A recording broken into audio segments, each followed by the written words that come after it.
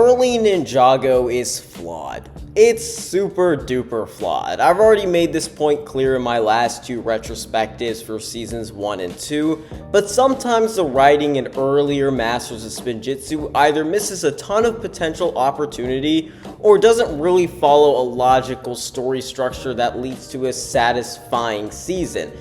But even with that being said, I honestly think that on my most recent rewatch, I've come to terms with a lot of that, and I have to realize that at the end of the day, this show is primarily made for kids.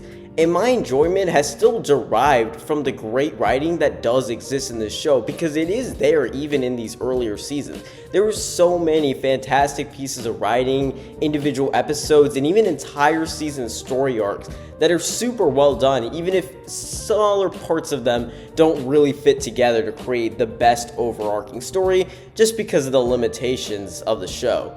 However, there's even one thing that nostalgia-blinded Ninjago fans hate about early Ninjago, and that is the rebooted love triangle. This love triangle was between Jay, Nia, and Cole, and was introduced in Rebooted, and was kind of seen as just pushed and shoved into the season just to give these three characters something to do, since Ninjago was getting rebooted, obviously, because it wasn't meant to go past the second season, and therefore they wanted to give something for each of the characters to do, and the other three ninja were already doing something primarily, obviously, with Lloyd, Kai, and Zane.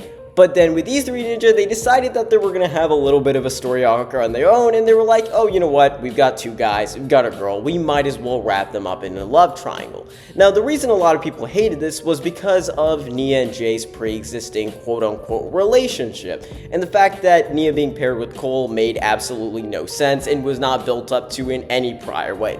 And to that, I absolutely agree. So why am I making this video at all if I had nothing else to say about the topic, you know? If I just agree that Jay and Nia were supposed to be together from the start, and I still do think they're the best ship in the entire show, then what's the point of me saying that I like the love triangle, actually?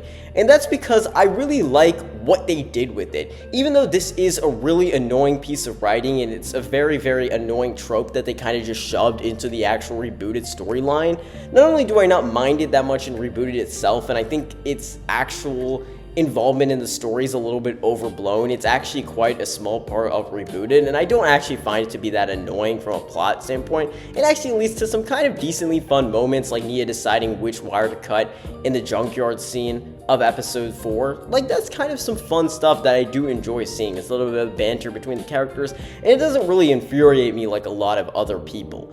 But more importantly, it leads to some really fantastic moments in the later half of other parts of Masters of Spinjitzu, especially in Tournament of Elements and Skybound. Tournament of Elements has that amazing fight between Cole and Jay that just simply wouldn't have existed if it weren't for this season introducing the love triangle.